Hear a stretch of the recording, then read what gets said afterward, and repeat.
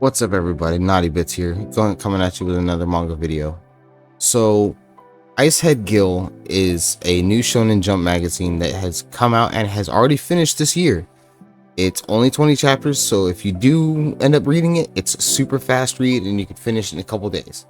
The whole premise behind this story is our main character, Gil Soul, is on the hunt for his father, who has been charged with a very heavy crime of killing many people within the great royal city of Ash and Ice, which is the capital city of the homeland where Gil is from.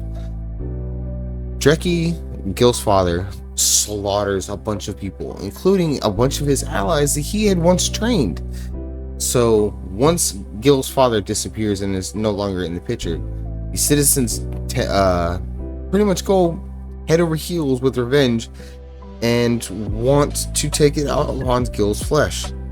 This manga literally starts with our main character, on the freaking run from these citizens. He's on the run. The second freaking page of this manga is this kid escaping the city, getting lost at sea due to a very bad storm, getting washed up on the shore of an entirely new place, which is run by a very pissed off and money hungry tyrant by the name of Mila, who rescues Gil and basically takes everything from him, which is his dad's journal, his dad's axe that it was given to Gil when he was a young boy, and basically puts Gil to work as her errand boy. Has him doing stuff like washing her laundry in the middle of the freaking freezing cold, pulling her like a freaking reindeer pulling her like a reindeer for freaking Santa Claus to go collect taxes from her citizens. And what I mean by collect taxes is, I mean, she just rides on the sled in the middle of this town and has them line up in a line and walk up to Gil and just start dropping taxes. And a few of the townsfolk, start getting a little riled up about it and start talking about not even paying their taxes.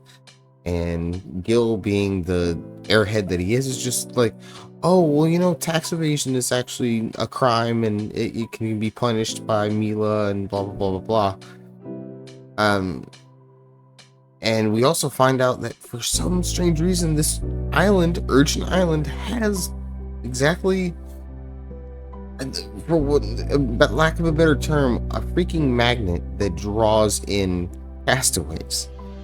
And the city immediately, while Gil is collecting these taxes, is besieged by this massive mountain of a man who is screaming for mead and lamb's meat to eat. And he's, swinging his massive axe and disturbing the peace.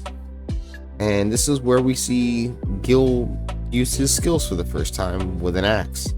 And in a single, not even a swing, it says specifically, or not even a spin, rather, sorry.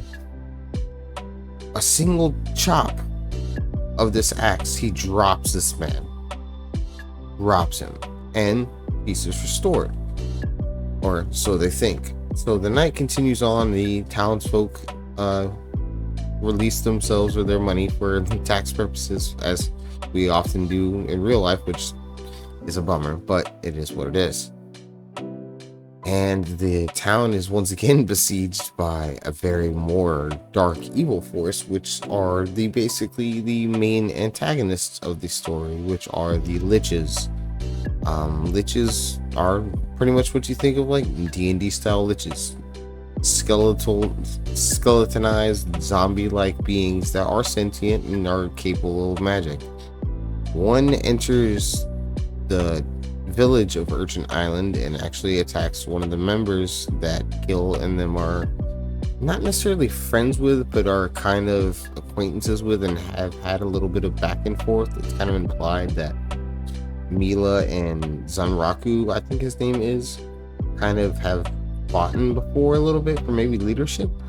And he gets attacked by this lich, and the townsfolk find him, and obviously, as one would think, when someone's back apparently gets shattered by this massive spear that is in his back, he comes back to life as one of these liches, and liches apparently have the ability to gain the memories of the people that they inhabit and proceed to attack the town and dismember one of Mila's arms.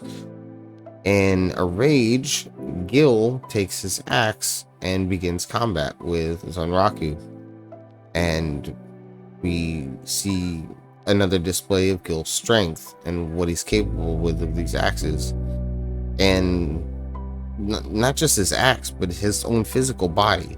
We see in one part that he's holding back fully grown men, anywhere between their mid 30s to mid 40s, pushing back probably with all of these men a good 2,000 pounds at like age 10 or 11. And how do I explain it? It's one of those stories where it's simple and straight to the point, but it's narratively written and drawn in a way that the art makes up for the simplicity of the way the story is written. And I think that's done with intention, because the action scenes and the way between each panel the mangaka displays the moments of combat, whether it be Gil enacting one of his swings of his axe, or one of the liches using their magic.